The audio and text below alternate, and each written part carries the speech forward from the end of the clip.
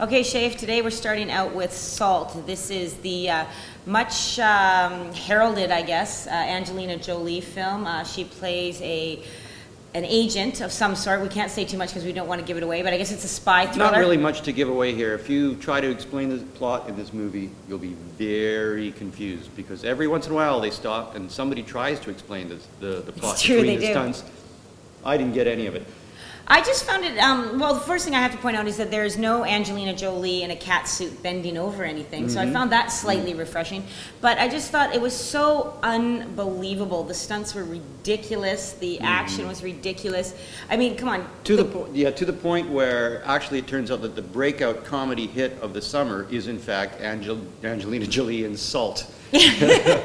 It's too funny. Like I said, you laugh. You will laugh. I did laugh out loud about 3 or 4 times, but what is one of the most unbelievable parts of it? Come on, share it with everybody. She dresses up as a man to sneak into the White House. I don't know about White House security these days. I'm wondering. Well, she didn't even look like a man. She looked like a ventriloquist dummy of like a young Donny Osmond. It's kind of got an S&M feel to it, don't you think? The way they're always roughing her up. Stop hitting her. Yeah, she gets smacked around a lot. I mean, at the beginning, she's being tortured by the North Koreans, you know, and then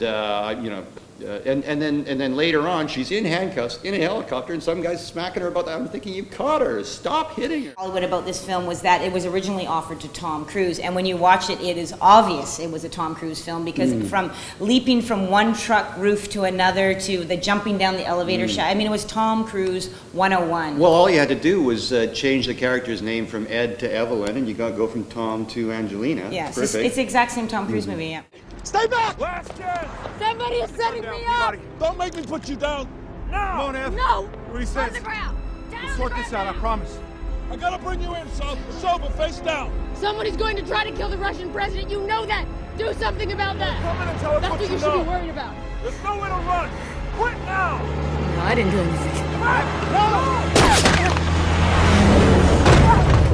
I'm kind of with Tom on turning down Salt because his action movie of the summer, Night and Day, which my esteemed colleague here kind of dunked on. Boring. I think, you know, Salt is so unbelievable that it makes Night and Day look like a documentary.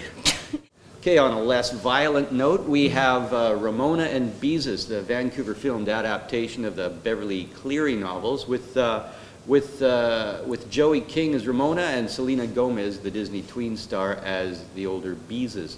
And it's the movie plays out from the little kid's point of view, like her father loses his job and they're talking about, oh, the bank's going to take the house away, and the kid imagines the house literally being taken away by a big crane, that sort of thing. All of which I found kind of sweet, and very simple pleasures in this movie, I must emphasize. And shut up. And you know, so it's definitely aimed for the 8 and younger crowd.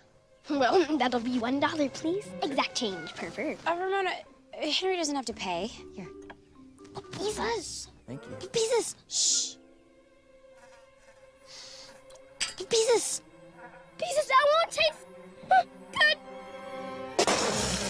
Oh! She's right. No charge for that. Okay, here's my thing. Parents out there, if you have kids that age that Glenn's speaking of, and you're right, it's probably the 6 and 8-year-old set will like this movie. Find yourself a tween-aged babysitter, 12-year-old girl, and send her to the movies with your little kids because you do not want to sit through this dreck.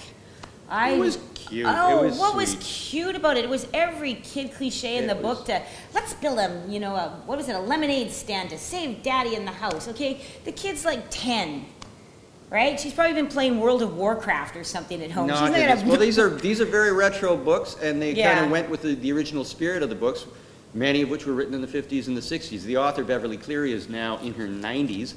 She signed off on the script. Yeah, she signed off on the check.